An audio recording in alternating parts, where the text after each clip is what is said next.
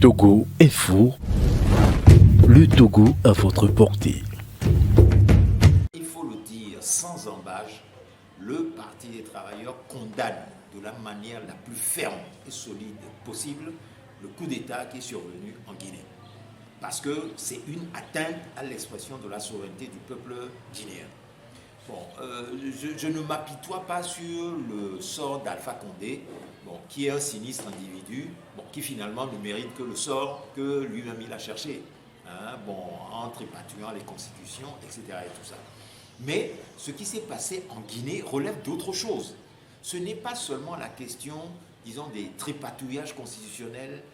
pour qu'ils se maintiennent en place, qui est au centre de ce débat.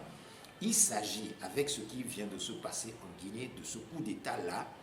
d'une offensive impérialiste pour mettre la main sur les richesses minières de ce pays pour continuer à le surexploiter. En d'autres termes, ce qui vient de se passer là, c'est ce à quoi nous n'avons jamais cessé d'assister en Afrique depuis nos indépendances des années 60. Où, curieusement, dans la plupart des pays francophones, puisque c'est généralement là où ce genre de manifestations arrivent, les anciens réseaux FOCA, qui ont toujours la vie dure, mais qui prennent d'autres formes aujourd'hui, continuent à sévir. Parce que lorsque vous avez toutes les informations qu'il y a derrière ce qui est survenu en Guinée, mais on se rend compte que cet officier qui est au devant de cet événement est d'abord un officier français,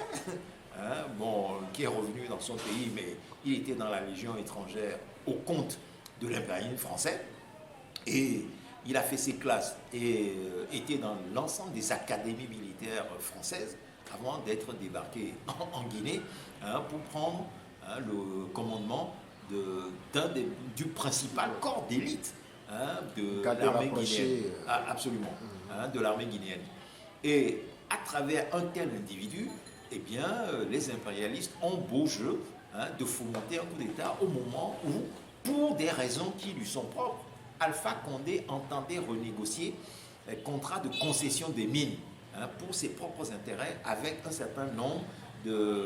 d'acteurs économiques étrangers, notamment ceux qui ont des intérêts dans l'exploitation du diamant guinéen.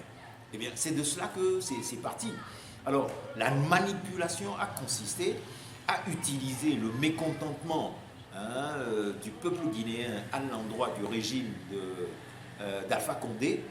pour le retourner contre lui et opérer ce coup d'État qui s'est fait de la manière la plus facile possible. Et ça également, ça interroge sur les conditions de sécurité de nos pays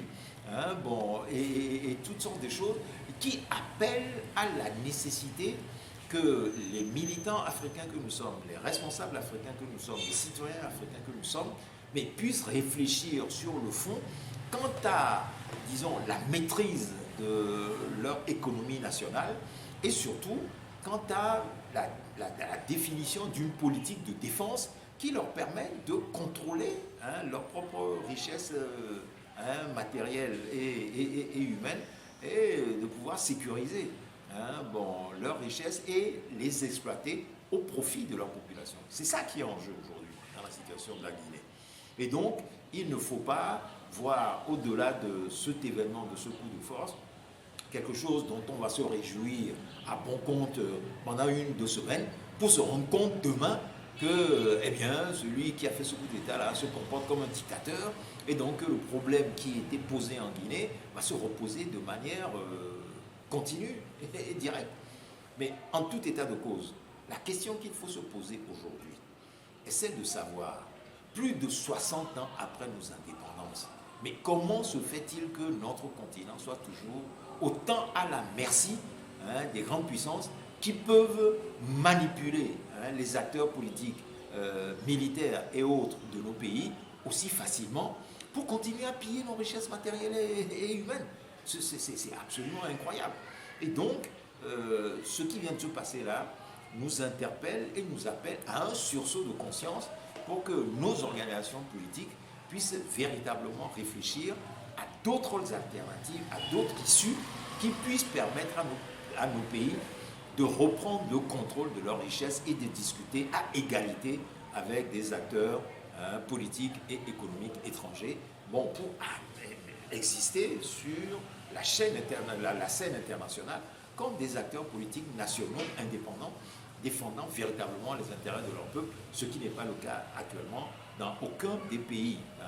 dans la plupart des pays d'Afrique où nous avons des régimes qui sont des marionnettes à la solde des grandes puissances.